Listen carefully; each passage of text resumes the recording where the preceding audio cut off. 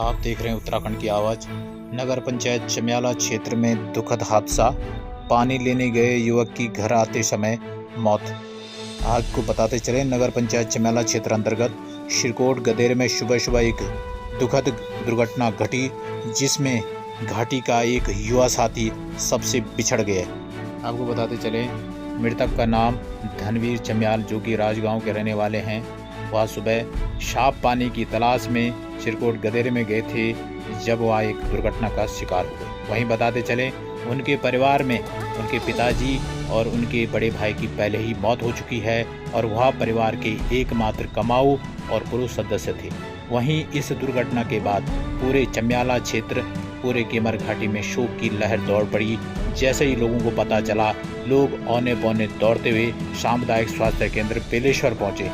क्या कुछ कहना है इस पूरे घटना चक्र को लेकर और क्या कुछ इस घटना का कारण बना, आपको बताते हैं। इस मामले में क्या कुछ कहना है प्रधान संगठन भिलंगना के अध्यक्ष दिनेश भजन्याल का। यह घाटी के लिए एक दुखद दुर्घटना रही।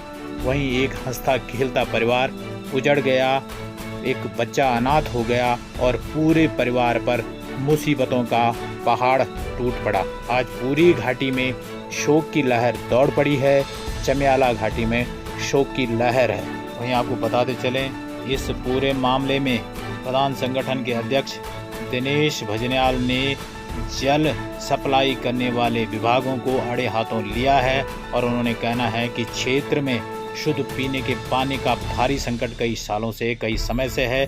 लोग बार बार इसके लिए आवाज़ उठा चुके हैं, लेकिन फिर भी इस समस्या का हल निकलता नहीं दिखाई दिया और यही कारण एक इस दुर्घटना का बनता दिखाई दे रहा है। क्योंकि अगर उनके घर में शुद्ध पानी आ रहा होता तो शायद वो पानी के लिए नहीं जाते और शायद ये दुर्घटना टल सकती है। ऐसे में प्रधान संगठन के अध्यक्ष दिनेश भजन्याल ने विभागों को जो पानी की इस क्षेत्र में आपूर्ति करते हैं उनको आड़े हाथों लिया है। क्या कुछ कहना है उनका इस पूरे घटना चक्र में, आपको बताते हैं उनकी मुँह ज़बानी। भजन्याल जी, आप प्रधान संगठन भिलंगना के अध्यक्ष हैं और जिस तरह से इस केमर घाटी में आज एक दुखद घटना घटी, एक बड़ी दुर्घटना घटी और एक हंसता खेलता परिवार उजड़ गया, क्या कुछ कहना?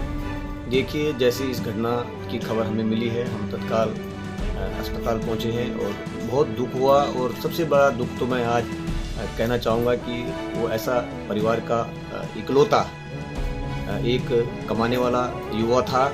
उसका मात्र एक बेटा है और घर में ना पिताजी हैं और न उसके कोई अन्य भाई हैं। वो घर उसके एक बच्चा अनाथ हो चुका है। उसकी माँ, बूढ़ी माँ का क्या होगा, बड़ा दुखद है। और जो आपने कहा कि ये घटना किस प्रकार से हुई, तो मैं सबसे पहले तो कहना चाहूँगा कि जिस प्रकार से चमियाला में लगातार इस केमर घाटी में एक समस्या बनी रहती है पानी की, और लगातार विभिन्न सामाजिक संगठनों ने, विभिन्न नेताओं ने और हमने कई बार शासन प्रशासन को भी और खास करके जल संस्थान और जल निगम को कई बार लिखित रूप में, कई बार लोगों ने आंदोलन किया। और यहाँ पर पानी की इतनी गंभीर समस्या है कि शायद मुझे इस बात को कहने में कोई संकोच नहीं है कि यदि उस युवा को अगर साफ पानी अगर घर पर मिल जाता तो शायद उस युवा की आज हमारे बीच से वो होता, उसकी जान न जाती। क्योंकि वो पानी के लिए गया था सुबह सुबह, क्योंकि नलों में पानी गंदा आ रहा है।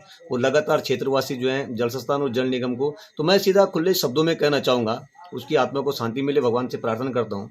और खुले शब्दों में कहना चाहूँगा कि जल संस्थान और जल निगम को उस परिवार के और उसकी जो है भरपाई करने के लिए मुआवजा देने की मैं उनसे मांग करता हूँ कि देना चाहिए। क्योंकि अब उसके पास, उसके परिवार के पास कोई भी साधन, किसी भी प्रकार का साधन उनके पास नहीं बचा हुआ है। क्योंकि इकलौता कमाने वाला था, उसके पिताजी भी नहीं है, उसके भाई भी नहीं है।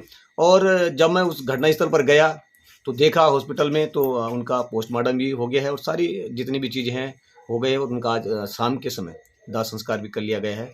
भजन्याल जी, जिस तरह से आप प्रधान संगठन के अध्यक्ष हैं और जिस तरह से हमने देखी केंद्र से लेकर और राज्य तक कई योजनाएं जिसमें कि पानी को लेकर चलाई गई, ऐसे में इतनी सारी योजनाओं का भार, इतना सारा पैसा खर्च हो गया और आज भी केमर घाटी के लोग स्वच्छ पानी के लिए तरस रहे हैं। और उसी का एक कारण रहा कि आज एक जो युवा है अपनी जान गंवा बैठा। जी, मैं वही तो कह रहा हूँ बार बार कि जल संस्थान और जल निगम के पास इतना पैसा है, इतना सब कुछ है, लेकिन वो हमको शुद्ध पानी क्यों नहीं दे पा रहे हैं। इतना पैसा खर्च हो रहा है। हम जो है पंपिंग योजना की बात कर रहे हैं और हम जो है उसकी क्या बोलते हैं उसको, फिल्टर तो लगातार यहाँ जो है मैं देखता हूँ कि सुबह शाम लोग पानी के लिए जगह जगह जा रहे हैं, कई किलोमीटर पैदल जा रहे हैं और ऊपर से हम बिल दे रहे हैं। तो इसका मुझे लगता है कि इसकी जो घटना हुई, जो उसकी मौत हुई, हमारे बीच में एक युवा चेहरा था जो हंसता इसका खेलता, आप जिम्मेदार किसको मानते हैं? धन्यवाद। इसका तो मैं सीधा विभाग को कहूंगा कि इसका जो भरपाई है, उसका जो मुआवजा है, मुझे लगता है कि विभाग को देना चाहिए।